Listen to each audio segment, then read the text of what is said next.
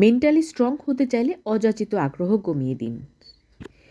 মেপে চলুন এবং সবার সাথে কথা বলা কমিয়ে দিন। কথা বলতে চাওয়া, দেখা করতে চাওয়ার যে তেষ্টা, তা একবার পার করে ফেললেই জীবনটা অনেক অন্যরকম হয়ে যায়। অন্যের কাছে গুড ভাইবস বজায় রাখার জন্য মানুষ অনেক কিছু হারিয়ে ফেলে। এমনকি গুড ভাইবস বজায় রাখতে রাখতে অনেকেই মাঝ বয়সে এসে জীবন অবধি হারিয়ে ফেলে। আর যারা জীবন হারায়নি তারা নিজেকে গুছিয়ে নেবার অদম্য প্রয়াস করতে করতে হাঁপিয়ে গিয়েও হাল ছাড়ে না।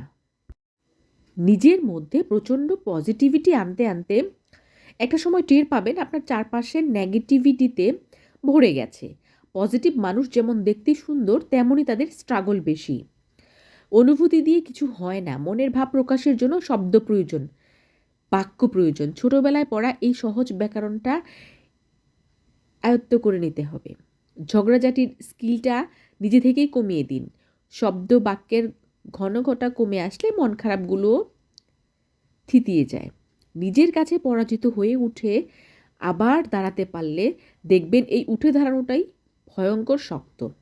এর মধ্যে ছিটেফোঁটা বাড়তি ইমোশন থাকে না। যেখানে আপনি গুরুত্ব পাচ্ছেন না সেখান থেকে চুপচাপ সরে আসুন। ঈগলের মতো সাহস করে সম্পর্কের সুতোগুলো এক এক করে নিজেই ছিঁড়ে ফেলুন। কোনো মেকি বাঁধন রাখবেন না। যে কাজটা করতে যাচ্ছেন তাতে সবচেয়ে বেশি কষ্ট পাবেন, জেনেও করুন একটা সুন্দর ভবিষ্যতের দায়ে। নিজের শান্তি বজায় রাখার জন্য এক প্রকার মরিয়া হয়ে উঠুন।